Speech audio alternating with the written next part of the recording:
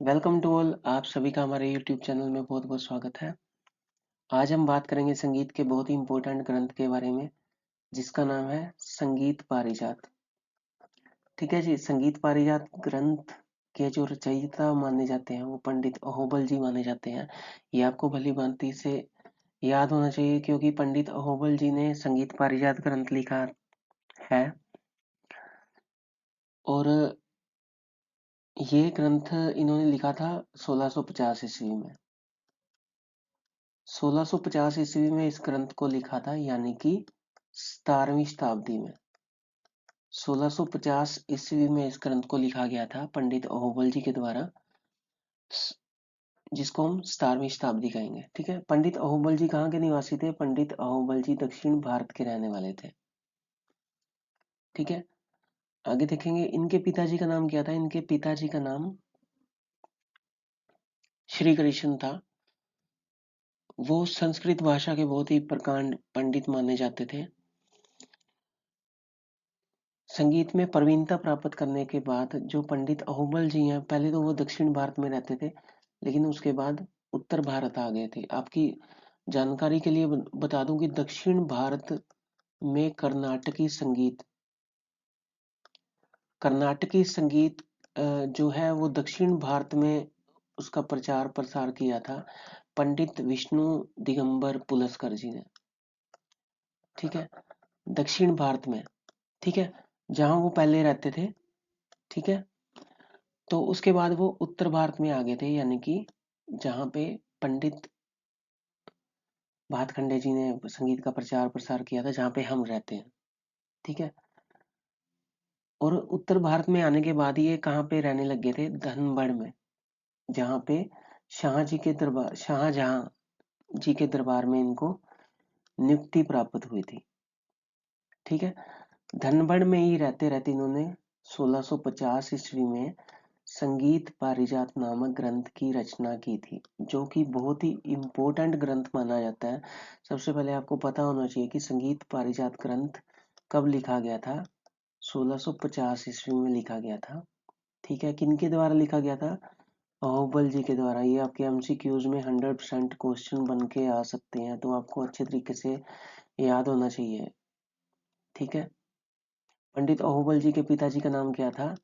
उनके पिताजी का नाम था श्री कृष्ण। ठीक है जी। तो ये आपको अच्छे तरीके से याद होनी चाहिए चीजें। इसके बाद देखते हैं तो इसके बाद हम देखेंगे कि ये जो ग्रंथ है वो कितने अध्यायों में लिखा गया था। इस ग्रंथ के अध्याय 5 हैं। 5 अध्यायों में ये ग्रंथ लिखा गया था। ठीक है जी।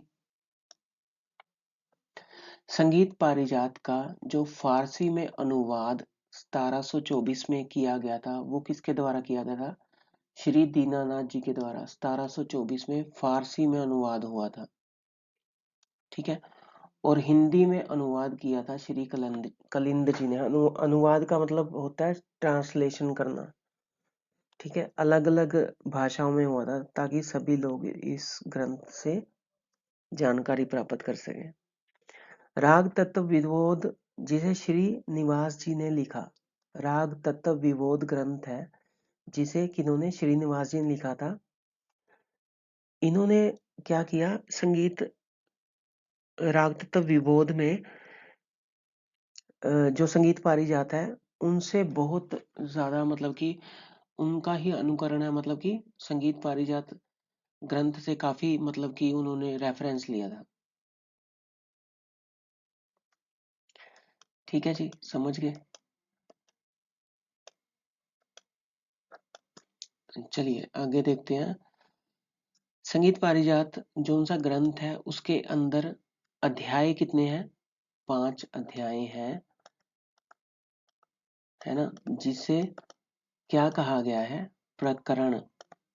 अध्याय मतलब चैप्टर, जिसे क्या कहा गया है? प्रकरण के नाम से जाना गया है। ठीक है। संगीत पारिजात का श्रुति स्वर प्रकरण, श्रुति संख्या और स्वर स्थापना पंडित अहोबल जी ने अन्य लेखकों की भांति एक सप्तक में 22 श्रुतियों को माना है, पंडित जी ने। पंडित अहोबल जी ने भी एक सप्तक के अंदर कितनी श्रुतियों को माना है? 22 श्रुतियों को माना है। आगे देखेंगे, जिनके नाम आपको याद करने की वैसी जरूरत तो नहीं है। तीव्रा, कुमुदती, मंदा, छंदोवती, ये नाम माने हैं उनके द्वारा। वे शुद्ध स्वरों को उनकी अंतिम श्रुति पर स्थापित करते थे। शुद्ध स्वरों को अंतिम श्रुति पर, यानी कि सा आएगा चौथी श्रुति पे, जैसा कि 4 3 2 4 4 3 2, ऐसे उन्होंने स्थापित किए थे अंतिम श्रुति के ऊपर। तो इसके बाद देखेंगे इन्होंने स्वर के बारे में बहुत अच्छे तरीके से लिखा है। स्वर के बारे में पंडित जी ने अपने जो उनसे विचार बताए हैं कि स्वर के इन्होंने केवल 2 ही रूप माने हैं। 2 रूप कौन से होते हैं? जैसा कि हमें भी पता है, शुद्ध स्वर और विकृत। तो विकृत स्वर आपको बता देता हूँ, विकृत कौन से होते हैं। जैसे ये शुद्ध स्वर है, शुद्ध जो उनसे कोमल और तीव्र, ये सभी मिलके क्या बनते हैं? विकृत। हमारे विकृत स्वर कितने हैं? 5 हैं, जिसमें से कोमल स्वर है 4 और तीव्र है 1। ठीक है जी, जिन्हें हम कहेंगे कोमल विकृत और तीव्र विकृत। ठीक है, उसी को हम विकृत कहते हैं। ठीक है, आगे देख लेते हैं जी। पंडित अहोबल जी ने 7 और 22, मतलब कि इन्होंने स्वर माने हैं, जिसमें से इन्होंने माने हैं शुद्ध स्वर तो माने हैं 7 और 22 इन्होंने विकृत माने हैं। और कुल स्वर इन्होंने कितने माने हैं? 29 माने हैं। टोटल स्वर इन्होंने कितने माने हैं? 29। तो ये आपके एमसीक्यू में आ सकता है कि पंडित अहोबल जी ने कितने स्वर हैं जो वो विकृत माने हैं? 22 विकृत हैं और 7 शुद्ध हैं। और उन्होंने टोटल स्वर कितने माने हैं? टोटल स्वर पंडित जी ने 29 माने हैं। ठीक है, माने तो इन्होंने 29 है, लेकिन इन्होंने जो स्वरों का प्रयोग किया है वो ओनली 12 स्वरों का प्रयोग किया है, जिसमें 7 शुद्ध हैं और 5 विकृत स्वर हैं। तो श्रुति और स्वर के अंदर भेद पंडित जी ने कैसे बताया है? उन्होंने बताया कि सांप और कुंडली जितना ही श्रुति और उसमें स्वर में भेद है। जैसे सांप अपनी कुंडली मार के बैठता है ना, जैसे इस तरीके से कुंडली मार के बैठता है सांप, तो वो क्या कहलाएगा?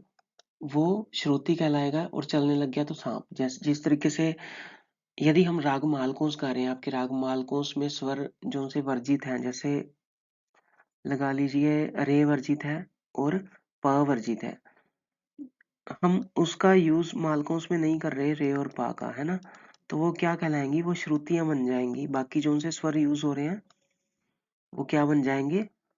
वो बन जाएंगे, वो तो स्वर ही बन जाएंगे। और जो उनसे नहीं यूज हो रहे वो कहलाएंगी श्रुतियां।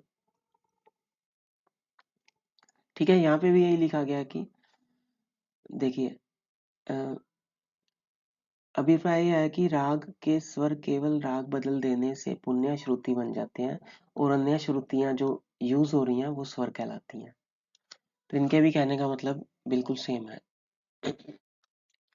इसके बाद हम देखेंगे वीणा के तार पर स्वरों की स्थापना जो पंडित जी ने की थी। इतिहास में माना जाता है कि ये जो प्रथम ग्रंथकार थे जिन्होंने वीणा के तार की लंबाई के ऊपर शुद्ध और विकृत स्वरों की स्थापना की थी, ये पहले माने जाते हैं जिन्होंने वीणा के तार के ऊपर स्वरों की स्थापना की थी। क्योंकि पहले टाइम में हारमोनियम वगैरह ऐसा कुछ नहीं होता था, तो वीणा के तार पर ही सबसे पहले स्वरों की स्थापना की गई थी, शुद्ध और विकृत। आगे वादी, संवादी और अनुवादी के बारे में बात करेंगे। पंडित जी ने कहा है कि जो राग में सबसे ज्यादा प्रयुक्त किया जाता है, सबसे अधिक प्रयुक्त किया जाता है, वो क्या कहलाता है? वादी संवादी की श्रेणी में आता है। और आगे पंडित जी लिखते हैं कि वादी स्वर के अंदर कितनी श्रुतियों का अंतर होता है?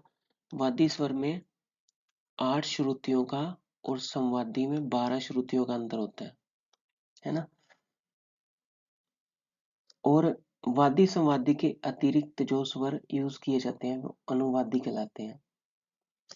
और जो राग में वर्जित होने के बाद भी कभी कभी यूज कर लिए जाते हैं तो वो क्या, कौन से स्वर कहलाते हैं? विवादी स्वर वो विवादी स्वर कहलाते हैं। ठीक है जी, आगे हम देखेंगे ग्राम। ग्राम के बारे में पंडित अहोबल जी ने क्या लिखा है। ग्राम के बारे में इन्होंने बताया कि जैसे स्वरों का समूह ग्राम कहलाता है। ग्राम कितने प्रकार के होते हैं? पंडित जी ने ग्राम 3 प्रकार के माने हैं। ठीक है, षडज ग्राम, मध्यम ग्राम, गांधार ग्राम। इनमें से षडज ग्राम को उत्तम माना गया है। ठीक है, कितने ग्राम है? इन्होंने अहोबल जी ने माने हैं, अहोबल जी ने 3 ग्राम माने हैं।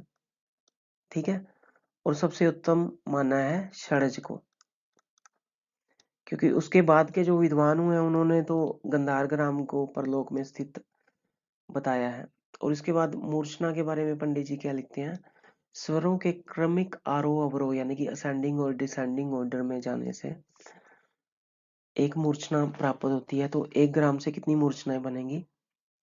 7 मूर्छनाएं बनेंगी, क्योंकि 7 ही स्वर है ना।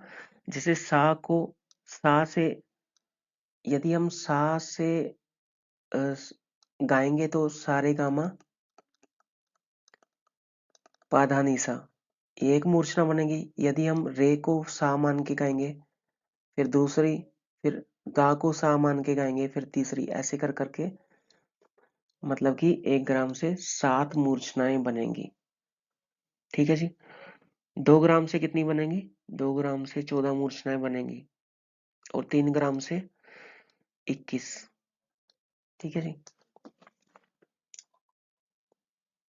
आगे बढ़ते हैं। हम आगे देखते हैं हम मेल के बारे में। मेल क्या होता है? मेल थाट को बोला जाता है ना, जिसे हम मेल यहाँ पे देख रहे हैं तो वो असल में थाट है, यानी कि जिसे हम आज अब थाट पढ़ते हैं वो दक्षिण भारत में मेल है। और मेलों की संख्या कितनी है? 72, जिसमें से 10 थाट हम यूज करते हैं। 10 थाट हिंदुस्तानी संगीत में यूज किए जाते हैं, जो कि पंडित भातखंडे जी के द्वारा निकाले गए थे। ठीक है जी, तो मेल के बारे में क्या लिखा है? रागों को उत्पन्न करने की शक्ति रखने वाला एकमात्र क्रम है जो वो मेल कहलाता है ना। क्योंकि थाटों से ही राग का जन्म हुआ है, वैसे ही थाट को इन्होंने मेल लिख दिया।